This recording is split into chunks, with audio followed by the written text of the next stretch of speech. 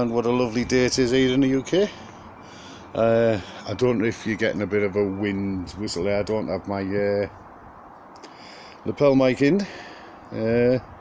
Just coming out giving you a catch up since my last channel, so I have to do everything again, don't I? So I'll just go around. As everyone knows, I'm making these for when I build a thing.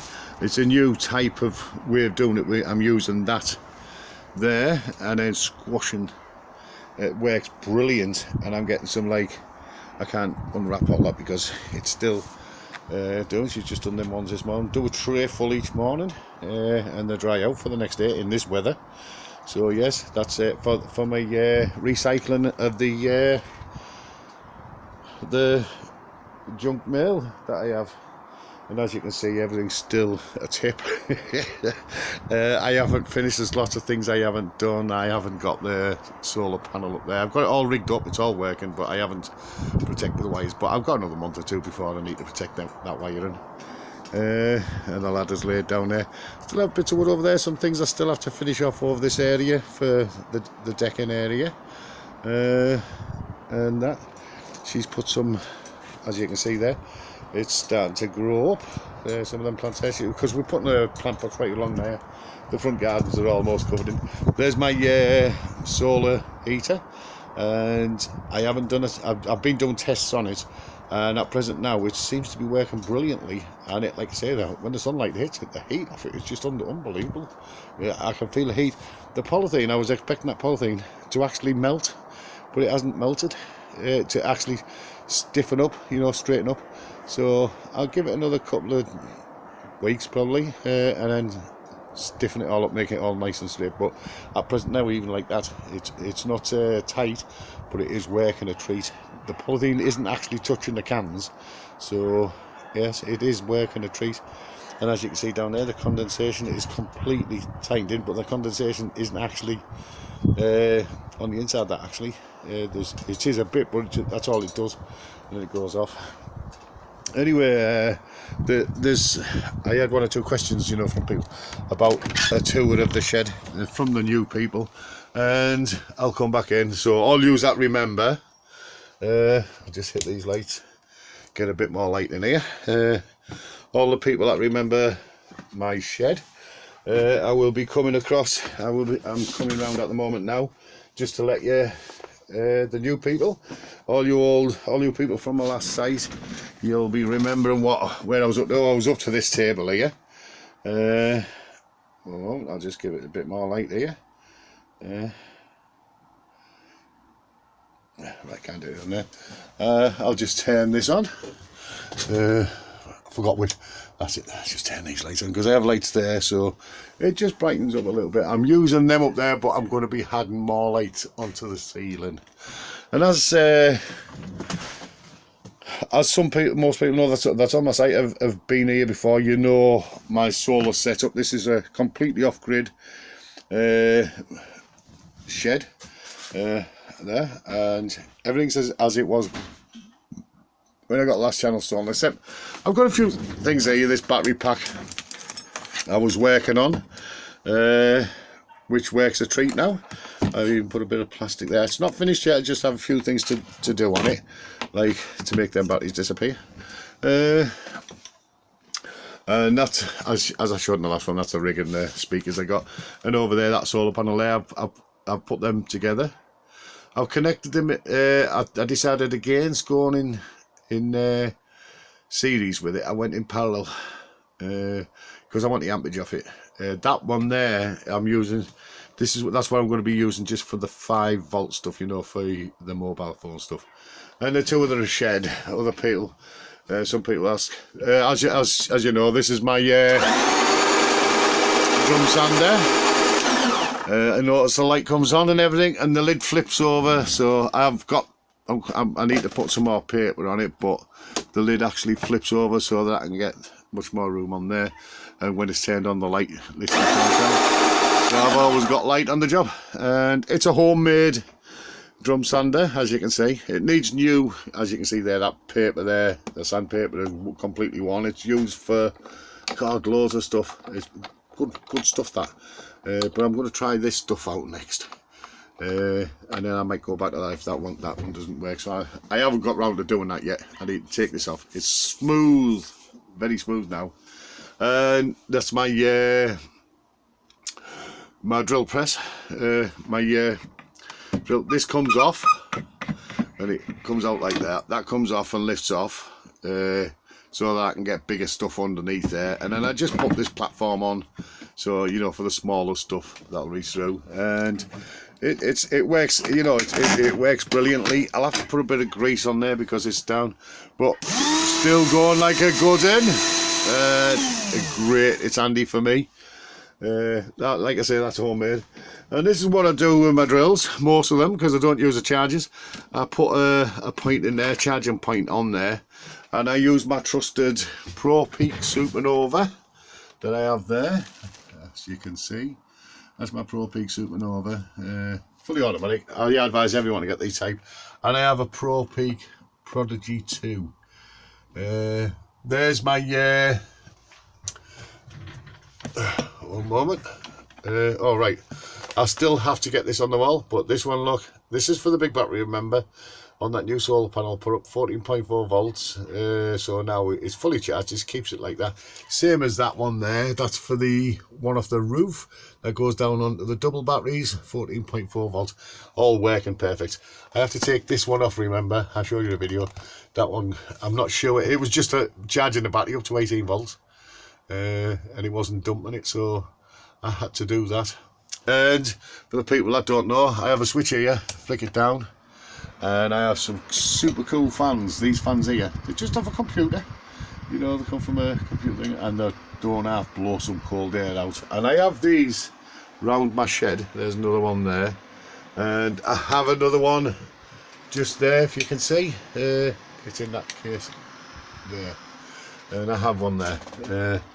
They're handy, they really do. In the summer, this is the place to be. I have, as you've seen on my heating, I've got my solar heater, which I will be connecting up later on to the shed to keep the shed warm using solar power. But I'm also going to use build a small rocket furnace, and they call it rocket furnaces whatever, so I can burn junk mail, and I make the junk mail up out of it. I will be showing you that later on. I've done a burn test on my last channel, and the burn test showed that what I'm using, the minimum is 8 minutes to burn. I've gone with the 16 minute. There's another one 16 minutes and between 13 and 16 minutes to burn, so I've gone with that one. So you know, like I'll be feeding it them, because I'm building an automatic feeder. And that's it for now. I've got that one there is an inverter, and that one is it's a 2000 peak 1000 inverter, 1000 watt inverter. That one down there is a 1500 peak with a 750 watt inverter, and this one here is my baby. That one there is what I use all these power tools. I run these power tools off it. Also my electric fire in the winter time, I use that. It's a 800 watt, but I can also just have one bar which runs it at 400 watt. That's what kept my shed warm during the last winter, the last 2 winters. But that's my assistant just returning my glue gun back into the shed, and she just sticks, when she takes something, she takes it from somewhere and then sticks it all on my desk, and then I have to clean it all up when she's finished. It's balmy, that, isn't it? And here's my trusted heat gun. This is what I use for temperatures, checking temperatures. It's a digital one, you know. It's got and it works a treat. My granddaughter's been using it there, but as you can see, I can take the temperature of that piece of paper there, and it's giving us a reading. It's 70.7 Fahrenheit. I also have my indoor one, which shows my indoor temperature and my outdoor temperature. There you are. And that's my indoor is at 23.2 warm in here and 19.2 outside, and humidity at 53%, which is not bad. That I like the 53% humidity. Don't want the place too dry. It has been down to about 20 the humidity on it, but it's now 53, which is good. I like it around the 50s. You know, that's just nice air to breathe. There's my wire bin. My wire bin down there, and as you heard, I've just got a text through there, came through. I also have, that's my my new, well, it's not new, I bought it off eBay. It was a bag, and I'll explain that more later. And my drill there, 24 volt drill there.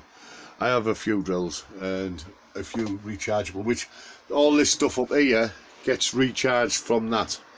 The cable, this is the cable for it. I haven't done it properly yet, but this is the thing I use to plug everything, all this lot into, and charge it up. I'm not charging it up today because it's been charged up and it's quite good. I don't know how my how them got put there, but they ended up there. So, and you know, there's my shelf, there's my sheds, and I have everything in these, all what I need. One of the things I will be using is I have banana plugs, block connectors, motor speed controllers, Peltier modules. They're brilliant, them Peltier modules. You know, the things like using kids' shoes these days for the flashing lights. And capacitors, diodes, switches, LEDs, fuses. The piezo disc. The piezo disc is the one where, you know, the flashlights and kids. Peltier modules. Sorry, that's what you get in refrigerator. Is that you heat one side up and it produces electricity, but you've got to keep the other side warm. I've got my buck converters there. That was the assistant. She wrote them. Sensors of all different kinds, speed connectors and all that. I have servos, resistors. I have a ton of electronic stuff, as you can see. I do in my shed. I also have my my trusted Dan 36D soldering iron, and I've got my old solder station there, which is broke at the moment. It isn't heating up as well as it should do. I know what it is, but I haven't bothered doing it yet, as I say. And these where I keep my tape and everything. So effectively, it isn't that warm outside. It's warm. It's a lovely day, but it isn't that cold, that warm. So in my shed is just right without the fans on. I don't need to be putting the fans on at the moment. As we go, and all the new additions since my last channel, like the drawers. These drawers I'm utilising these. I've got another set of drawers behind there which I need to be putting underneath my desk, and it's created much more storage space. But as you can see, my shed's building up again. Anyway, so the project I'm working on now is this. This is going to be, as like I said, for the disabled. It is actually a workbench. It's going to be a workbench for the disabled. I'm going to try and fit all of my tools on there. My circle saw. I'm going to have the circle saw on there. I've got a new vise which I haven't used yet. And you know, for anyone, a vise, you need a vise, don't you? Everybody needs a vise. You need one. You can't beat them. I've got two little ones here. When I was just messing about with the electronic stuff, these come in handy, you know, like for anything. You know, they're a nice little thing to grip hold of something with, you know, so you got your hands free. And as you know, that's my solder platform which I invented. Look at this. It's been months since I charged it. Look at them lights. Look at that. And these are rechargeable lights. That's how I'm powering them through the bottom there, and it charges up off my my Pro Peak. I charge it up using that brilliant magnifying glass. It gives me some brilliant views of anything that I'm soldering. I'm about out of what solder wire there, but no problem. I have more to say about that. And there's my scrunchie there, which is great. And these, I always have a good stock of these plugs. The brilliant plugs. You get them both male and female. You can buy them in sets. As you know, I'm a big fan of China. I buy my goods. There's my Allen keys.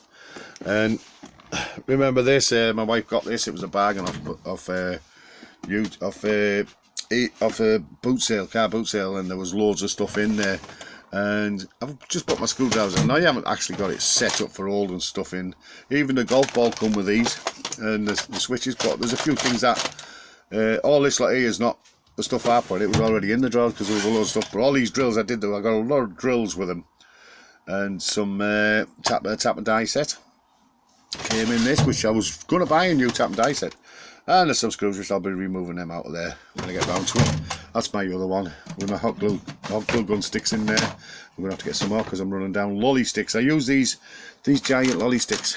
Fantastic. You can get them in the plain colour so that you can stain them and stuff like that. But great, you know, you can cut them down and build all kinds with them. And there's people built sideboards and dressing tables, etc., and even a wardrobe out of them lolly sticks, and it looks fantastic. And believe me, when you glue them together, they're brilliant. Anyway, my assistants brought my coffee in. This is just a quick tour of the inside of my shed again for everyone that hasn't seen the inside of my shed. And as you can see, I have lots of projects I have coming up. There's past projects, look. This here is my camera rig, which I'm not using at the moment now. Put my camera in there, these lights and all that come up and all that. It's when I'm doing in the shed or in the house. I'll be doing movies. I had my grandkids doing blind mail bags, which I will start that up again. And I will be doing movies with the grandkids, because the grandkids love to make the movies, and they've got loads of outfits at the chat. They've got like Batman, Superman, all that. And I will be doing all that. That's all to come, everyone. So it's also a quick update on all of the projects I've got. I've got to get this finished now because this is a project I'm starting on. I still have that area there where I'm putting them solar panels. I've already got that one up. I've got to strengthen that area up there just on the corner. But for people that's worried about my academy, don't, because it's been through. We had gusts last year of about 90 miles an hour. It didn't bother them. They didn't even shake. That's how good they were. And, you know, the winds would come on for a couple of days and they were whacking us from all directions. So yes, I just have a few things outside that has to be finished. But like I say, my health only permits me to do so much. Some days I can't even do anything. Today I'm feeling, to be honest, I feel like I can go on a jog. But I didn't do that. I've tried to walk even. I went. What I was doing, I didn't. The doctors were going berserk with me. They said, "You've got to." It was a new life I had to make for myself. From being a person that could walk miles and loved walking, from being a person. I mean, when I was in Australia, God, I went all over Australia. Went in a car, must have done about 10,000 miles in a car, and I was also mountain biking it and all. It was absolutely brilliant. And then when I came back from Australia, a couple of months, 6 months after, I had a massive heart attack. So it goes to show, doesn't it, everyone? And anyway, what I was doing when after I got the operation, something happened. I don't know what it was. My wife said that when they were taking me off the life support, I started shaking. I ended up with epilepsy and all kinds. Something happened to my brain and all this. I've been on life support about 3-4 times now. I've had about 20 massive heart attacks. So you can understand what I'm going through. My lungs are kaput, got emphysema. I have epilepsy. I have diabetes now, type 2 diabetes. I can't get over it. I mean, even my diet, and it's way high still. So yes, that's all what I'm facing, everyone. So as you can understand, I can only do so much, so many days. I really can't do. I get a lot of help from my family, my sons, my wife, my assistant, actually. That's the wife. I get a lot of help from them to do the hard bits for me, but I still try to do a bit of drill holes in the likes of this. And what I'm doing at present now, I'm working on the slidey out handles using this. I've got a bit, it's all sawed ready at size, and I'll have handles that slide out so it can be picked up. This end and that end. I've got one side already done, it just needs this side doing, and I can put them together and join them together. And then I have more wood there we'll be using. I'll also be using the tabletop there, as you can see behind there, and we'll be using that as part of the workbench to thicken it all up, make it really strong. So yeah, it's a kind of a portable workbench because like I say, I have a wheelchair, but I don't like using it. I can walk from here to the house, which is roughly about 10 feet. I get really out of breath. I have walked about 50 feet. I went about 50 feet down that way, down towards the garages last year when my wife's car got whacked. And I was out of breath. I struggled to get back. I didn't actually make it back. I had to get out with my wife. She helped me back into the house. She got my wheelchair and pushed me in. Anyway, enough on that. And I hope everyone is having a wonderful life. You know, life is too short, people, to be miserable. to be fighting, to be arguing. There's too much violence in this world going on with the army and all that, and the government's what they're doing. Not about attacking Iran now. And we've got a situation where everyone needs to stop, really stop, sit down, look at your life. And life is too short. Enjoy it, every bit of it, and I hope that's what everyone that comes to my site is doing. Enjoy your life, and I wish you all the best of health and good luck with your YouTube channels too. So on that note, goodbye.